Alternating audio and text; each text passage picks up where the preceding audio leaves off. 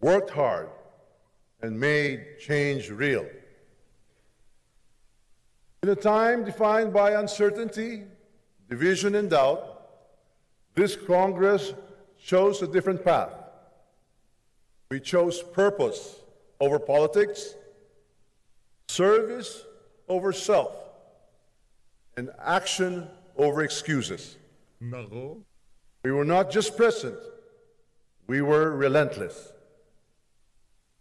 From July 2022 to June 10, 2025, we filed over 11,557 bills and 2,393 resolutions, passed 1,565 measures, and enacted 287 national and local laws. Across 188 session days, we processed an average of 29 measures a day. But let me be clear, this is not about volume. This is about value. O itong paramihan ng batas, ang tanong may silbi ba sa tao? And I say with conviction, yes, these laws mattered. These laws made lives better. Under the guidance of this Congress, aspirations became laws.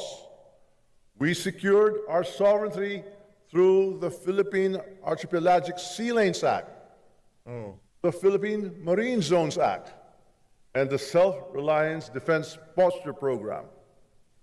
We protected our farmers through the Anti-Agriculture Economic Sabotage Act and revived forgotten industries through the Salt Industry Development Act. We unlocked investments with the Maharlika Investments Fund Act, the Ease of Paying Taxes Act, and the Create More Act.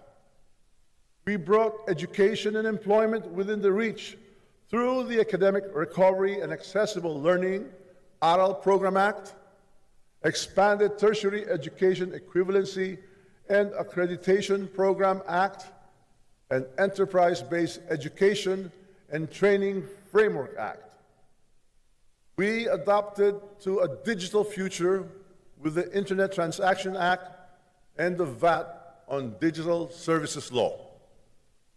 We laid the groundwork for the sustainable expansion of our energy supply. Ay, linalatago niya yung mga kabalbalan na ginawa nila dyan sa House of Representatives. Ang dami ho niyang binibida. Ito lang, Brad, yan, simple lang. Meron ho ba kayong maramdaman sa mga sinasabi na yan ni Tamba? Anak ng tokwa. Through the Philippine Natural Gas Industry Development Act and amendments to the EPIRA law. These are not mere statutes. They are strategic shifts. They redefine the role of government from passive bystanders to active catalysts. Batas na may tapang, batas na may puso. Batas na may puso, batas na may tapang. Akap yan. Akap yan, Brad. Batas na may saysay. Akap We did yan. not legislate for headlines. We legislated for history. Our legislative work was never done in isolation. Every measure we passed was in deliberate alignment with the two cornerstones of our national transformation. President Ferdinand R. Marcos Jr.'s Bagong Pilipinas government's agenda and the Philippine Development Plan 2023-2028. We translated vision into law. We took the administration's whole of government, whole of society approach and turned that into action that benefits every Filipino. We attribute our success to the strong partnership between the executive and legislative branches, a partnership that must continue to deliver for the Filipino people. Ang mga reformang ipinasa ng Kongresong ito ay may direksyon, May direksyon. may kabuluhan, May at kabuluhan. may hangarin iangat May hangarin. ang buhay ng bawat Pilipino. From food security to digital transformation, from social protection to economic resilience, this Congress became a legislative engine that powered Bagong Pilipinas. Wow. Our collaboration with the executive was neither automatic. Ang galing sana, no? Galing sana kung, di ba, bumibida ng ganyan itong si Romualdez. Okay sana kung yung resulta ay nakita ng mga kababayan natin. Ang saya sana pagka ganun eh. Kasi wala ko tayong nakitang resulta sa trabaho nitong mga walang yang to. Naubos yung 3 taon. Wala ko silang naiambag. Maliban doon sa walang kaliwat ka ng ang tawag dito, hearing na ginawa nila dyan sa TWADCOM, dyan sa TRICOM, dyan sa Committee on Appropriation, di ba? Maliban doon sa mga committee na yon, maliban doon sa mga hearing na yon, hindi ho naging kapakipakinabang itong 19 Congress na to sa pamumuno nitong si Speaker Martin Romualdez dyan sa House of Representatives. Wala ho tayong nakitang resulta. Maliban sa puro hearing hong ginawa nila sa totoo lang. Nor ornamental. It was deliberate and essential. Out of the 64 bills in the common legislative agenda, we enacted 33 into law. We passed 27 out of the 28 priority LEDAC measures on time and on target. This unity was never about surrendering independence. It was about aligning our purpose with the priorities of the Filipino people. It was about making government work, not just from Malacanang or from Congress, but as one government, one republic, one nation. 19th Congress was not only productive, it was inclusive. We made space for every voice: women, youth, indigenous peoples, persons with disabilities, and marginalized sectors. Ito ang tunay na tahanan ng mamamayan, bukas sa lahat, para sa lahat. Wow! Bukas sa lahat, para sa lahat. Anak ng to, ang ganda na Meron ding ghostwriter to, parang si Risa. Sigurado tayo, yan eh. Malamang si Jude Asidre nagsulat niyan. We take pride in the empowered leadership of our women legislators, whose diligence, brilliance, and compassion gave depth to our laws and debates. We salute our sectoral and party list representatives who grounded our policies in the realities of ordinary Filipinos, from farmers and laborers to solo parents and persons with special needs. And to our young guns, a special shout out to SDML, Congressman Ferdinand Marcos, our young lawmakers, wow, who brought innovation, passion, and purpose to this chamber. You have proven the future of the House is bright. Bright daw ang future ng Congress habang nandiyan si Charis, anak ng toko. Ito sa pamilya ng Marcos, simple lang yan. Magpapulburuntes kayong lahat. Lahat na, wag na lang si Marcos Jr., pati yang si Sandra. Lahat na, maging ikaw, Brad. Para magkaalaman kung mga kasi marami nagsasabing mga pulburonik daw kayo eh. Hira, oh. Show that courage has no age and that fresh ideas can thrive within the walls of tradition. Ang kabataan ng Kamara, hindi lang pag-asa ng bayan, katuwang nasa paggawa ng pagbabago.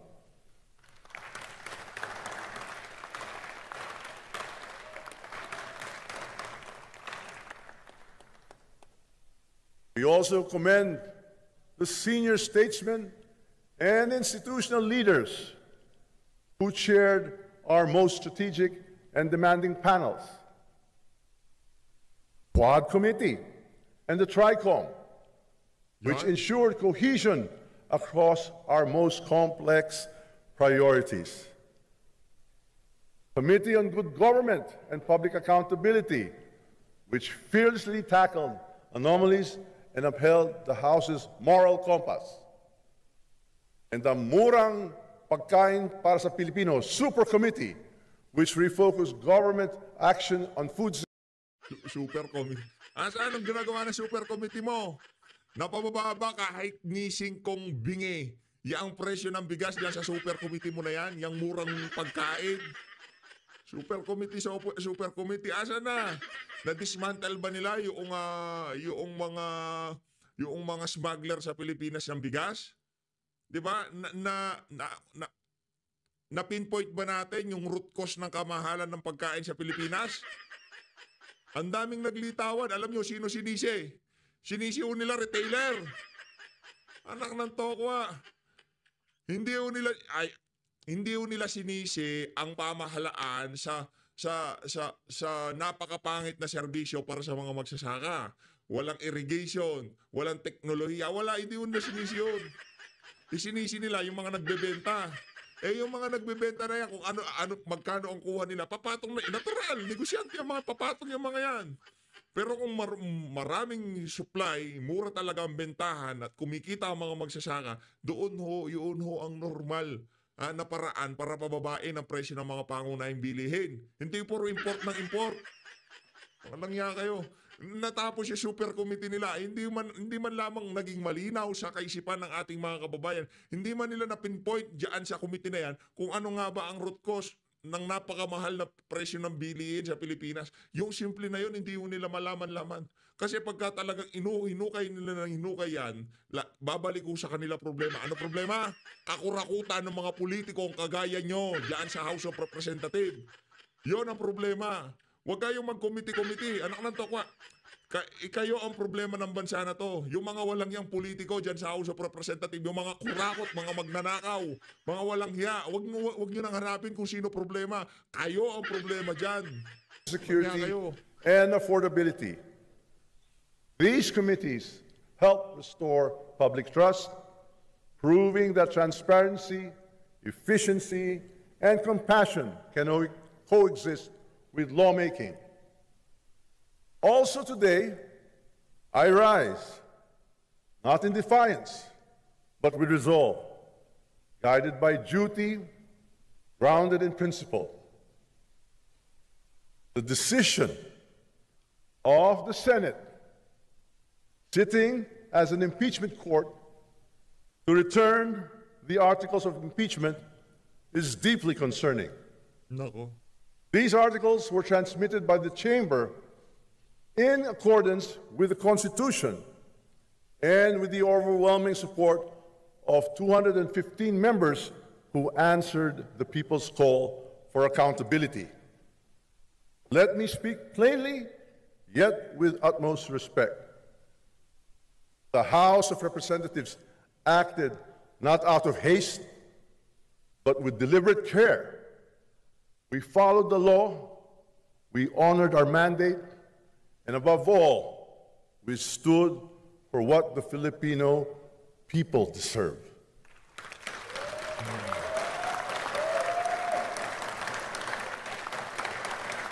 Yung mga hindi pumapalakpak, walang ayuda. Yung mga hindi pumapalakpak, walang ayuda. Naknanto ko si Raul Manuel, di na pumapalakpak, di nakapasok eh. Oo. Si Raul Manuel, ito si Raul Manuel. Di na siya pumapalakpak. Bahala kayo dyan, di na ako sa alis ng yung sabi nitong si pumalakpak ka. Ito, tingnan nyo. Indeed. Itong si Franz Castro, pumapalakpak pa siya. Sabi nila kay ito. Tingnan nyo nasa likod, ito.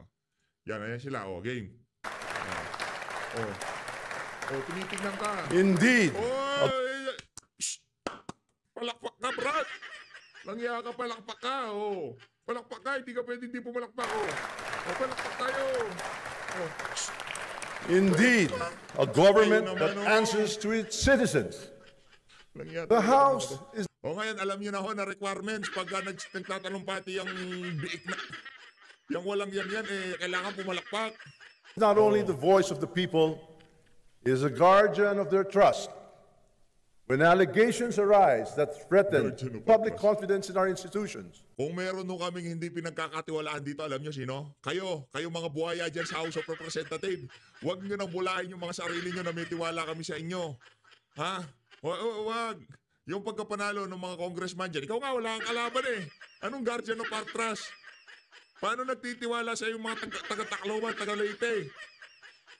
Eh wala kang nga kalaban. Nang tokwa. our duty is Kanya clear: talaga, oo. to seek the truth, Oh, to uphold transparency, and to demand accountability oh, without fear, oh, without favor. oh.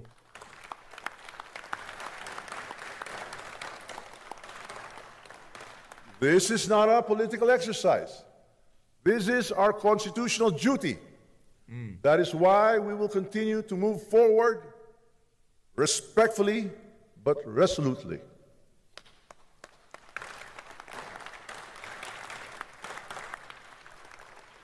We shall comply with the requirements of the impeachment court, not to abandon our cause, but to ensure the process continues. Because in matters of truth and accountability, the House does not back down.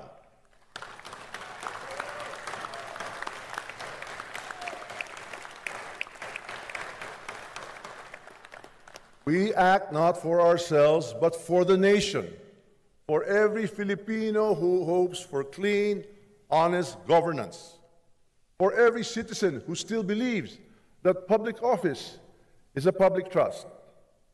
Nako, Let history bear pambihira oh. Kalahati ng talumpati mo, binabanatan mo si Bibi Sara. witness. Kaya ka The naman. House of the people stood firm, not in opposition, but in conviction. In this House, we did not falter, we stood firm, because that is what the people deserve. At this juncture, Alam naman ho yan eh, alam naman niya. Basta ang gusto lang mangyari itong bakulaw na to, itong halimaw na to, eh mawala lang si VP. Alam niya hindi siya magbibenepisyo. Walang galit lang talaga. Kumbaga nasaktan yung ego nitong si Tamba. Nung tinawag siya Tambaluslos. Hanggang ngayon tinatawag siya Tambaluslos, di ba? Nasaktan lang, nakanti lang yung ego ni VP ang si Tambaluslos, di ba? Hanggang ngayon, wala akong pakialam, di ako mag-presidente, vice-presidente, senador. Basta matanggal si Sara. Para yun yung batang brat, yung mga nag-aalburoto. Ganyan. let me recognize the House leadership team, our deputy speakers, our minority leaders, and all our committee chairs. You are the backbone of our Congress. You are the source of our productivity.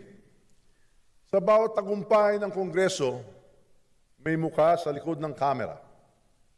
Ang pinuno ng mayorya at minorya at ang mga taga-pangulo ng mga komite na tahimik na nagsisilbi.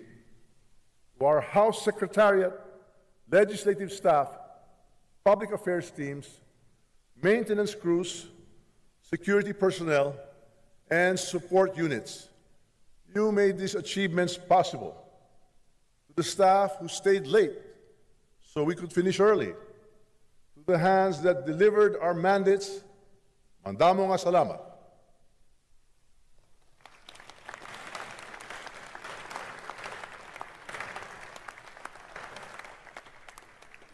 My colleagues, you were not merely lawmakers, you were architects of progress. To the Filipino people, your voice echoed in these halls.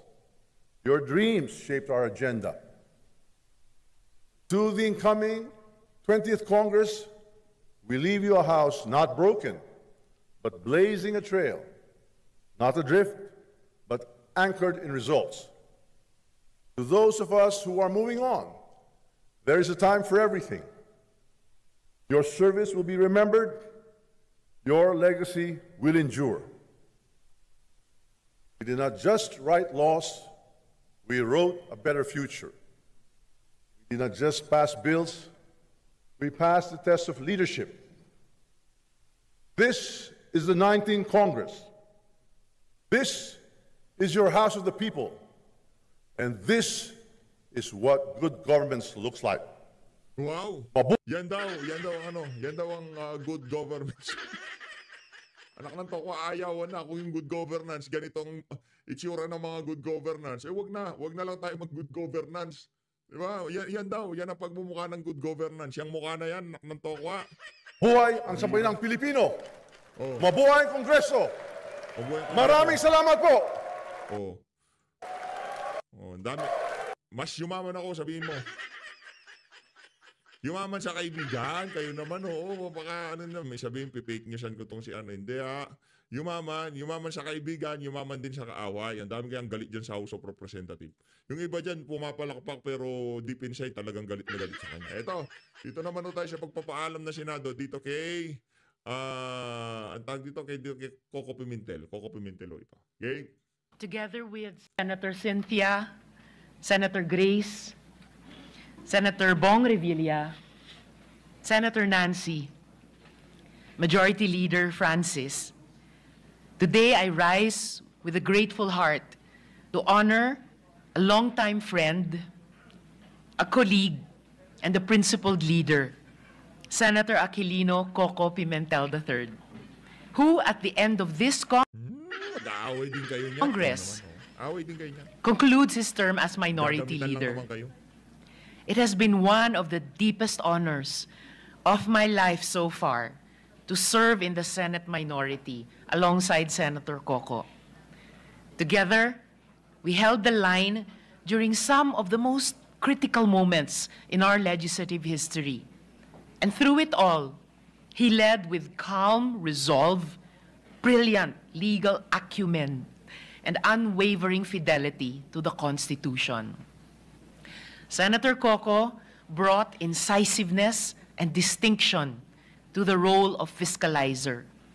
He asked the hard questions when others chose silence, whether scrutinizing the national budget with precision or boldly raising constitutional doubts on the passage of the Maharlika Investment Fund.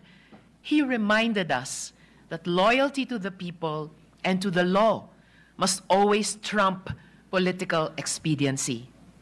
And just last night, we bore witness to another defining moment of this Senate and of Senator Coco's steadfast leadership when this chamber finally acted on the impeachment complaint against the Vice President. It was Senator Coco who stood firm in reminding the Senate of its constitutional duty. While the minority and other colleagues did not succeed in preventing the remanding to the House of the impeachment complaint, let the record show that when history knocked on the door of the Senate, he did not flinch. He answered it with courage and clarity.